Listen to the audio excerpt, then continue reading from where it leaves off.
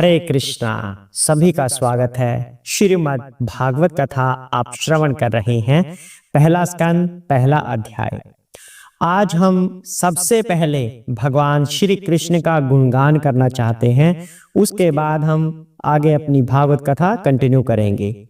हरे कृष्णा। हरे कृष्णा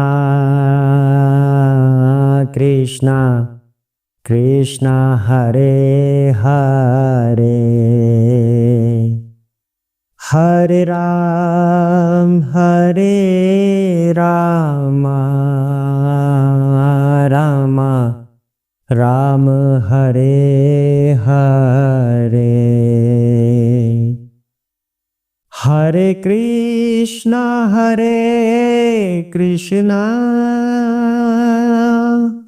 कृष्णा कृष्णा हरे हरे, हरे राम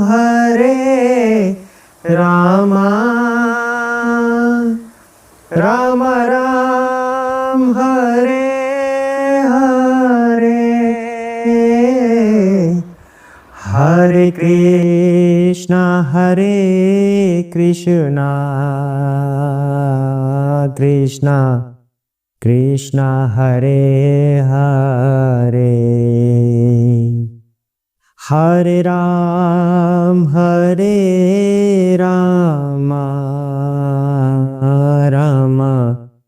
राम हरे हरे। हरे कृष्णा कृष्णा कृष्णा हरे हरे, हरे राम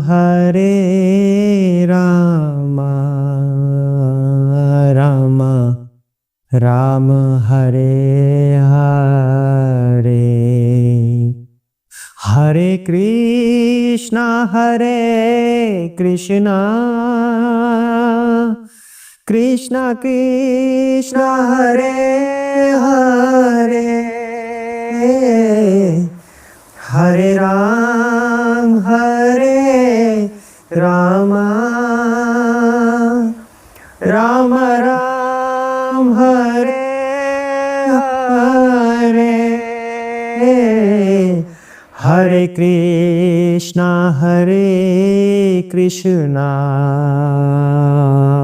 कृष्णा कृष्णा हरे हरे, हरे राम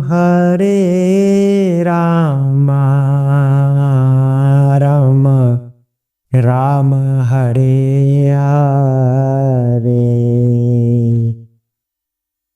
हरे कृष्णा।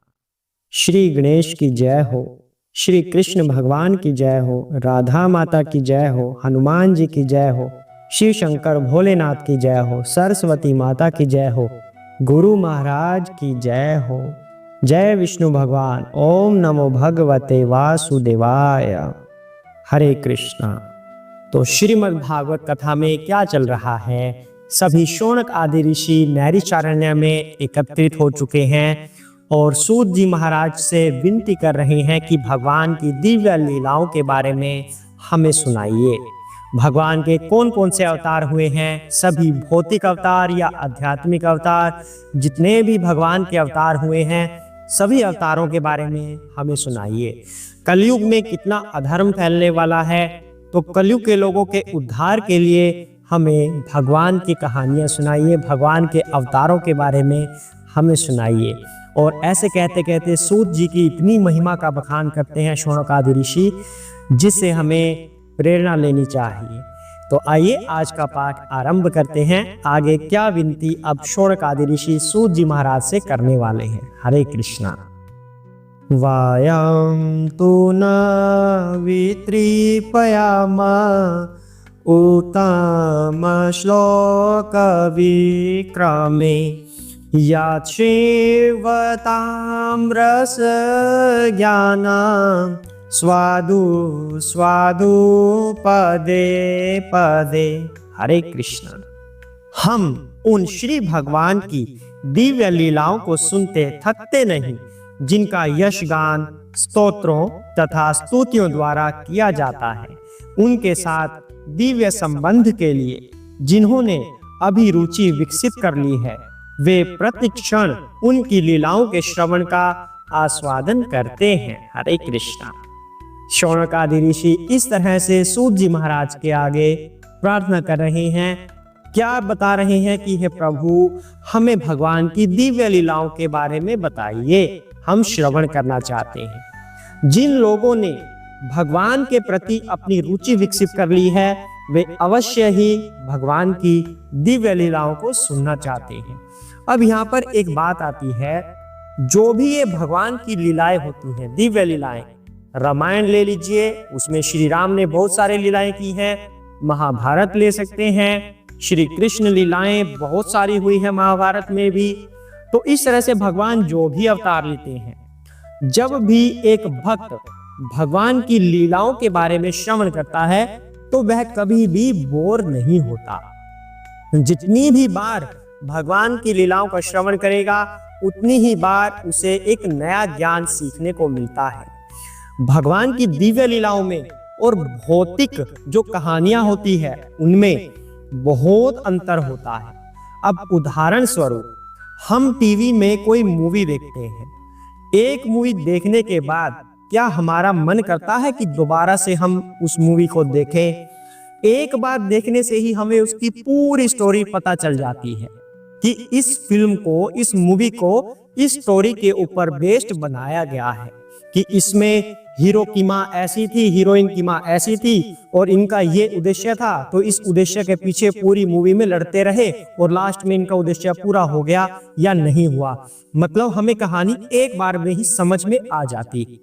लेकिन जो भगवान की दिव्य लीलाएं होती हैं, भगवान की लीलाएं, भगवान स्वयं भी दिव्य है और उनकी लीलाएं भी दिव्य होती हैं। जितनी बार हम उनकी लीलाओं का श्रवण करते हैं, उतनी बार हमें एक नई कहानी पता चलती है। ये नहीं कि एक बार पूरी रामायण देख ली हमने और हमें लगेगा कि ऐसे ऐसे हुआ था तो इसीलिए भगवान का अवतार हुआ था, ठीक है, स्टोरी समझ में आ गई जी, बात खत्म। बात खत्म ऐसे नहीं होती।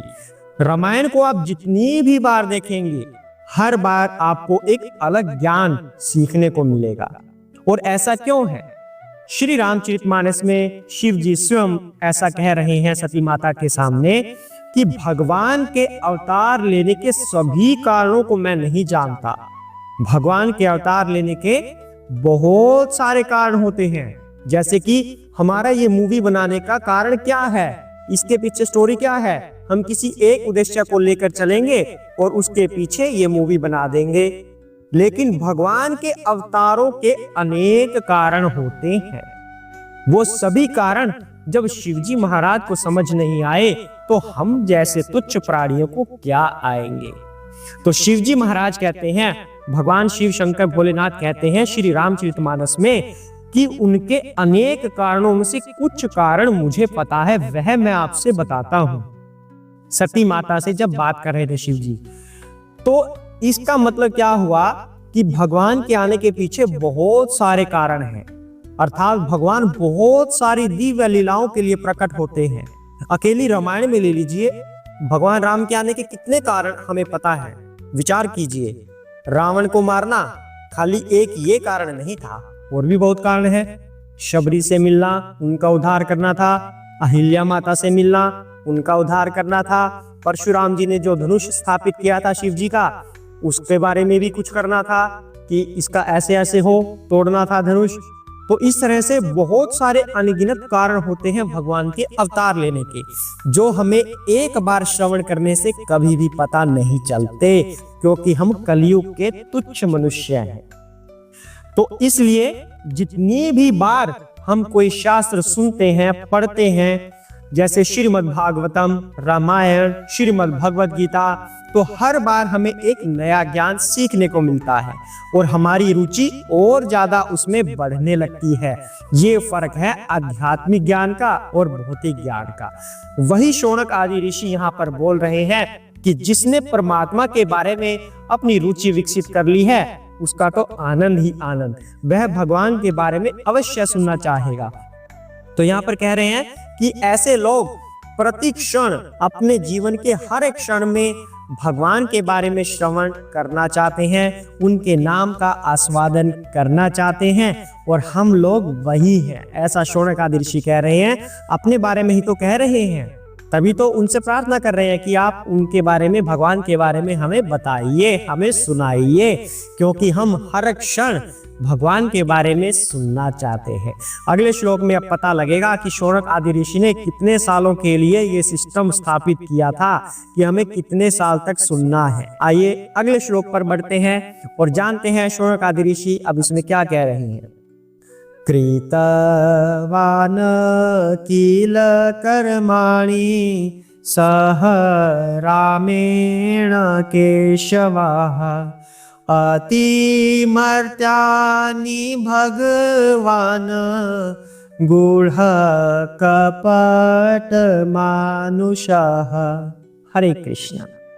भगवान श्री कृष्ण ने बलराम सहित मनुष्य की भांति क्रीड़ाएं की और इस प्रकार से प्रच्छन्न रहकर उन्होंने अनेक अलौकिक कृत्य किए।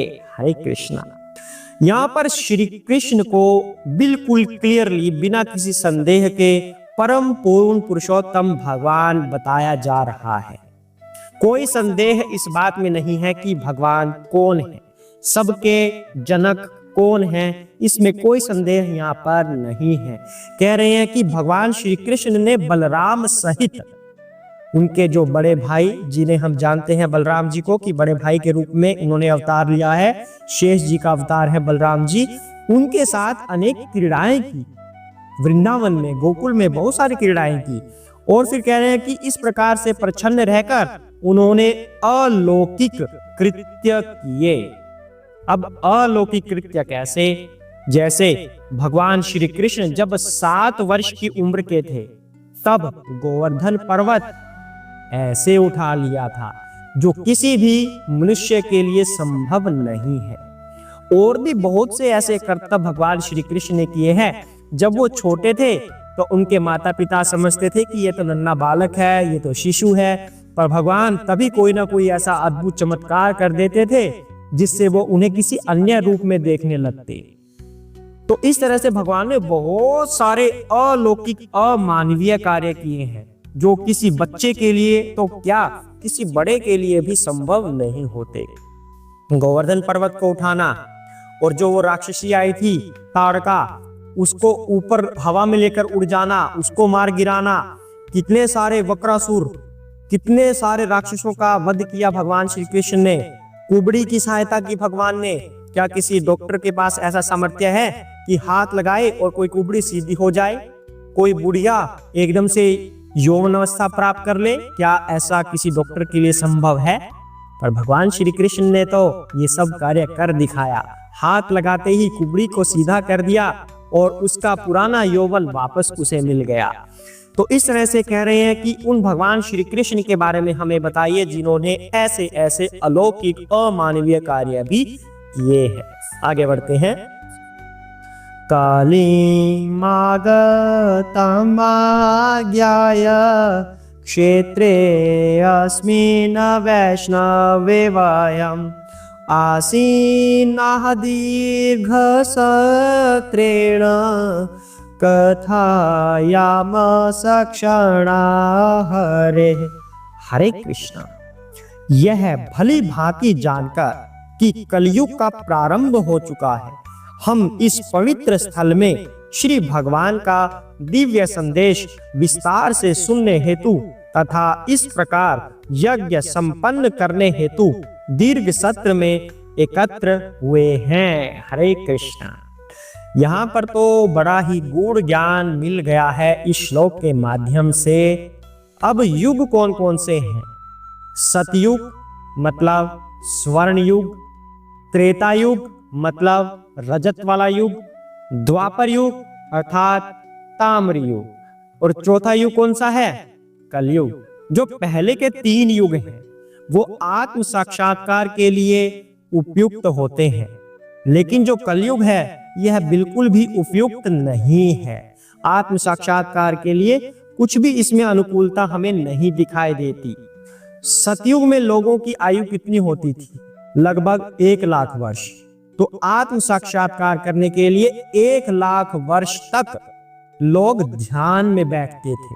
जो ऋषि मुनि होते थे या कोई भक्त होता था भगवान का, 1,00,000 वर्ष तक ध्यान में बैठे रहते थे, तब आत्म साक्षात्कार होता था। इतनी लंबी आयु थी। तो उस समय पर ध्यान भी लग जाता था, क्योंकि इतना भीड़ भाड़ भी नहीं होती थी, कोई मन में लालच भी नहीं था, केवल भगवान का ध्यान करते थे। तभी तो सतयुग था। उसके बाद त्रेता युग में क्या हुआ? व्यक्ति की आयु कम हो गई। 10,000 वर्ष के आसपास एक एवरेज आयु होने लगी थी त्रेता युग में। तो आत्म साक्षात्कार के लिए फिर क्या मार्ग था? उसमें यज्ञ हवन करने लगे। त्रेता युग में यज्ञ हवन करके फिर आत्म साक्षात्कार करते थे, भगवान के बारे में उनकी पूजा करते थे, यज्ञ में आहुति डालते थे। यानी कि यज्ञ एक प्रक्रिया थी भगवान का आत्म साक्षात्कार करने की। उसके बाद द्वापर में आयु रह गई 1,000 वर्ष। 1,000 वर्ष द्वापर में थी। तो आत्म साक्षात्कार के लिए क्या किया जाने लगा? उसके लिए भगवान की पूजा की जाने लगी। द्वापर में भगवान की पूजा करने लगे। तो अब जो कलयुग है, कलयुग में ना ध्यान कर सकते, ध्यान करेंगे कहीं और भटक जाएगा। कोई सामने से कुछ आकर्षित चीज चली गई, उसकी तरफ ध्यान भटक जाएगा। कोई पीछे किसी तरह की चिंताएं हैं, उसकी तरफ ध्यान चला जाएगा। ध्यान संभव नहीं है कलयुग में। उसके बाद जो त्रेता वाला सिस्टम था यज्ञ हवन का, यज्ञ हवन करने के लिए सामग्री शुद्ध होनी चाहिए। जो यज्ञ हवन करता है वह भी शुद्ध होना चाहिए, मन से भी और तन से भी। तो इतनी शुद्धता चाहिए और मंत्रों का उच्चारण बिल्कुल सही होना चाहिए। कोई एक अक्षर, एक लेटर भी कम ज्यादा ना हो, बिल्कुल सही उच्चारण होना चाहिए, तब यज्ञ हवन सफल हो पाते हैं। तो कलयुग में तो यह भी संभव नहीं। ना करने वाला तन से शुद्ध, ना मन से शुद्ध। तन से क्या पता हो भी जाए पर मन से नहीं, क्योंकि मुझे तो भाई हवन करने के बाद 1,000 रुपए चाहिए ही चाहिए, 4,000 चाहिए, 5 चाहिए, 10 ब्राह्मण बिठाने हैं जी, 7 बिठाने हैं, 15 बिठाने हैं, आपकी मर्जी, हर ब्राह्मण का इतना लगेगा। तो कलयुग में ये सिस्टम बन जाता है। अधिकांशतः, सभी नहीं, लेकिन मोस्टली ऐसा हो जाता है। तो फिर वो हवन कैसे सफल होंगे? तो कलयुग में यह भी संभव नहीं। फिर आ गई पूजा वाली बात। पूजा भी संभव नहीं होती। तरह तरह के लोग पूजाएं करते हैं, कोई किसी की करता है, कोई किसी व्यक्ति की पूजा करने लगता है, तो वह भी संभव नहीं। तो फिर कलयुग में आखिर करें तो करें क्या? कलयुग के लिए ये सिस्टम बनाया गया कि आप भगवान की कथा का श्रवण कीजिए, भगवान के नामों का उच्चारण कीजिए, सत्संग कीजिए, कीर्तन कीजिए, हरि नाम कीजिए। हरि नाम जप करेंगे वही आत्म साक्षात्कार का मार्ग है। कलयुग की एक एवरेज आयु लगभग 100 वर्ष है। आजकल तो वह भी नहीं रह गई, आजकल तो उससे भी कम होने लग गई। तो इसी मान लीजिए 100 ही मान लीजिए आप, 100 वर्ष की आयु में कितना कुछ इंसान के साथ घटित हो जाता है। जन्म भी, मृत्यु भी, और उसके बीच में इतना सारा कुछ होता है। ये चिंता, वो चिंता, उसके लेने, उसके देने, ये रोग हो गया, ये हो गया, वो हो गया, ऐसा करना है मुझे, वैसा करना है, ये पढ़ाई पास करनी है, मुझे अफसर बनना है। इतनी सारी चिंताएं। तो इतनी सारी चिंताओं में भजन कैसे होगा? उसके पास समय ही नहीं कि आत्म साक्षात्कार किया जाए। और सभी कुछ कर लेंगे लेकिन भगवान के लिए कोई समय नहीं है। इसलिए कलयुग का जो समय होता है वह भगवान के पूजा के लिए, यज्ञ हवन के लिए या आत्म साक्षात्कार के लिए अनुकूल नहीं है। तो इसीलिए शौनक आदि ऋषि इतने चिंतित हैं। तो कलयुग के लिए क्या बताया गया? फिर भगवान का नाम जप कीजिए, भगवान की कथा का श्रवण कीजिए। श्रीमद् भागवतम, श्रीमद् भगवद गीता, रामायण, रामचरितमानस, शिव पुराण, इस तरह से भगवान की कथाएं सुनते जाइए। ये कलयुग के लिए उपयुक्त बताया गया है। और जो शौनक आदि ऋषि हैं 1,000 वर्ष का पूरा सिस्टम बनाकर बैठे थे। द्वापर युग की आयु कितनी बताई गई? लगभग 1,000 वर्ष। और जो शौनक आदि ऋषि बैठे हैं वो द्वापर का अंत था और कलयुग का आरंभ था। यानी कि उस समय वो लगभग 1000 वर्ष का सिस्टम बना रहे थे कि हमारी आयु लगभग 1000 वर्ष होगी, तो पूरे के पूरे 1000 वर्ष, पूरे तो नहीं, थोड़ा बहुत कम ज्यादा हो जाएगा क्योंकि वो ऋषि बड़े भी तो हो गए थे, तो मोटा मोटा सा 1000 वर्ष तक वो ये यज्ञ करना चाहते थे, संकीर्तन यज्ञ श्रीमद् भागवतम वो पूरे 1000 वर्ष तक सुनना चाहते थे। कितना कमाल कर दिया उन ऋषि मुनियों ने। क्या हम अपना पूरा जीवन श्रीमद् भागवतम को दे सकते हैं? जरा विचार कीजिए। हम नहीं दे पाएंगे, पर हमें अपना पूरा जीवन भगवान को समर्पित कर देना चाहिए। जो कर्तव्य हैं हमारे भौतिक जीवन में उन्हें भी पूरा कीजिए, लेकिन वो कर्तव्य करते करते भगवान का स्मरण हर समय, हर क्षण, हर पल हमारे हृदय में होना चाहिए। शौनक आदि ऋषियों से हमें यही सीखना है कि हम भगवान की कथाओं का श्रवण करें, भगवान के नाम का जप करते जाएं। सभी इस तरह से जप कर सकते हैं, हरे कृष्ण कृष्ण कृष्ण हरे हरे, हरे राम राम राम हरे हरे। जय सिया राम, राधे राधे, जय राधा माता की, राम राम। जैसे भी आपको जो भी नाम प्रिय हो, ओम नमो भगवते वासुदेवाय, जो भी नाम आपको प्रिय है उसका नाम जप करते रहें। आज के लिए इतना ही करेंगे। श्रीमद् भागवतम को बड़े ध्यान से, आनंद के साथ श्रवण कीजिए। कहते हैं अगर आपको कथा सुनते हुए आनंद आता है तो वह सफल मानी जाती है। आपको याद रहे ना रहे वो इतना इम्पोर्टेंट नहीं है, वैसे तो याद रहे अच्छी बात है, पर अगर याद ना भी रहे कम से कम आनंद जरूर आना चाहिए। अगर आनंद आ जाता है तो आपके हृदय में वह प्रकाश उत्पन्न होने लग जाता है और श्रीमद् भागवतम के निर्देशानुसार हम अपना जीवन यापन भी फिर करने लगते हैं। आज के लिए इतना ही करते हैं। हरे कृष्णा।